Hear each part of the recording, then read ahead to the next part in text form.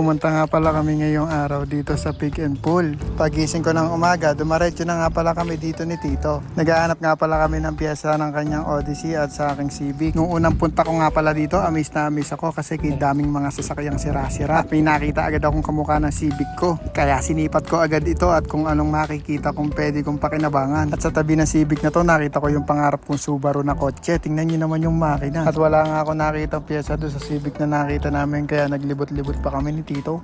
Target natin ngayon mga boys, mga Civic tsaka sa Odyssey dito. Mga Civic. Check natin yung loob. Susi pa. Naman ganito, pero ito ibang kulay. Kita nyo naman, halos marami pang mapapakinabangan pero nakakalat lang dito. Ito, Civic Dimension.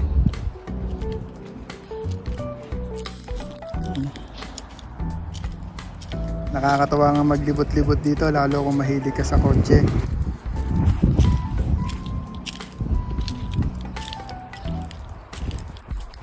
Ito, Lancer. Ayan, mga Lancer yan. Mazda.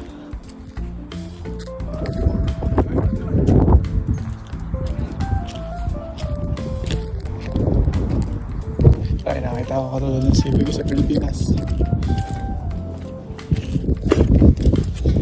So, mababa pa mga mileage dito.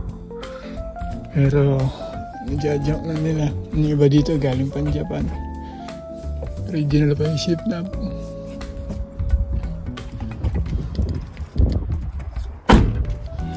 Yung Civic din. Katulad ng Civic ko dito. Ay, si Adi.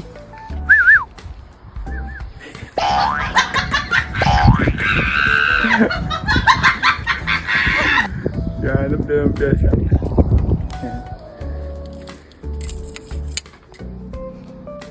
Ito guys, CRV.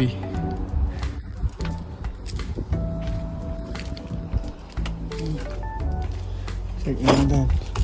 First gen ng CRV. Naka B series.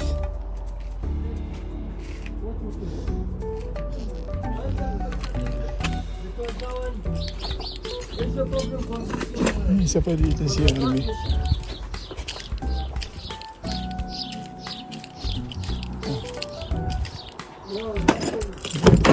Medyo kompleto pa yun nasa loob.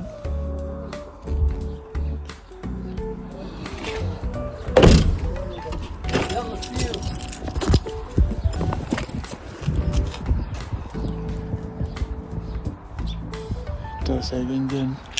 Okay, series. Ito.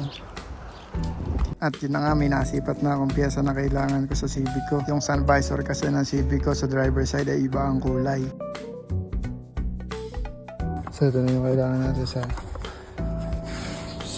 Civic na yun dito.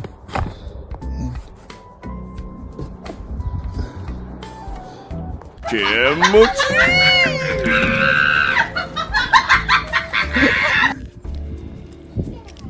Wala na si Adi.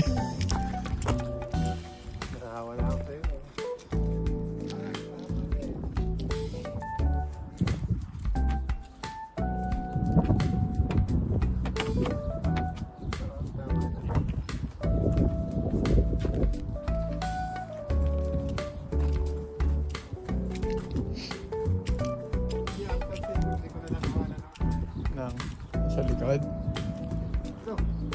Yan o. Wala na yan o.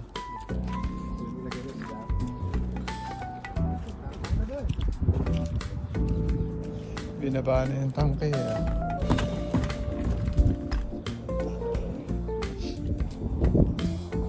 At dito na namin nasipat yung mga piyesang kailangan ni Tito. Yun na nga, tinira na namin dalawa. Medyo nahirapan kami maghanap kasi limitado lang ang Odyssey dito. Salamat sa mga nanood. Paalam!